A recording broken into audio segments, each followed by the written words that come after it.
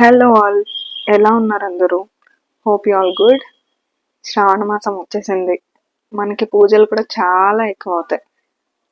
తాంబూలాలు పెడతాం, ప్రసాదాలు పెడతాం. సో బనానాస్ చాలా ఎక్కువ ఉంటాయి ఇప్పుడు మనకి.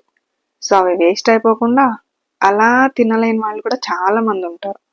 సో అందుకే ఇప్పుడు మనం వాటితో మిల్క్ షేక్ ఎలా చేసుకోవాలో చూద్దాం.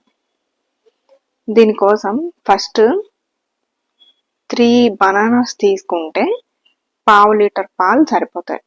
సో అవి మరిగించి పక్కన పెట్టుకోండి.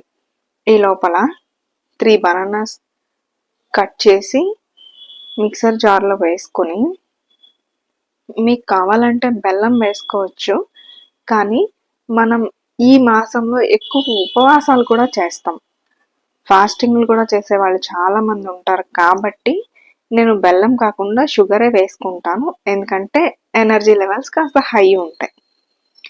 సో అందుకని 3 బనానాస్ కట్ చేసి వేసుకొని 3 to 4 స్పూన్స్ షుగర్ వేసుకోండి. షుగర్ వేసుకొని వాటర్ ఏమీ వేయొద్దు. మనం పాలని వేడి చేసుకున్నాం కదా, వేడి చేశాక కాస్త చల్లారబెట్టి డీప్ ఫ్రిడ్జ్లో పెట్టేయండి. అవి ఫ్రీజ్ అయిపోవాలి మొత్తం.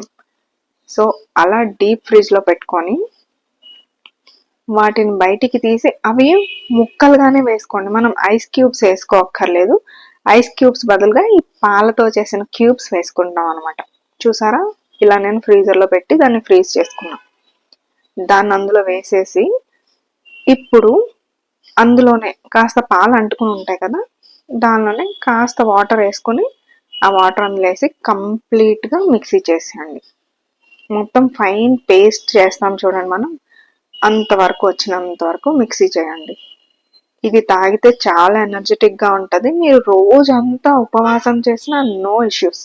ఇది ఒక్కసారి తాగితే మొత్తం మీ ఎనర్జీ మొత్తం బ్యాక్ వచ్చేస్తుంది. ఎంతసేపు అయినా సరే పని చేసుకోగలుగుతారు.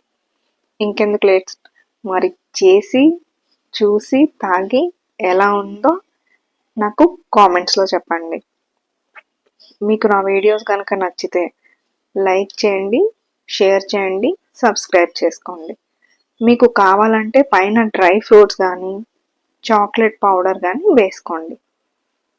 Thank you.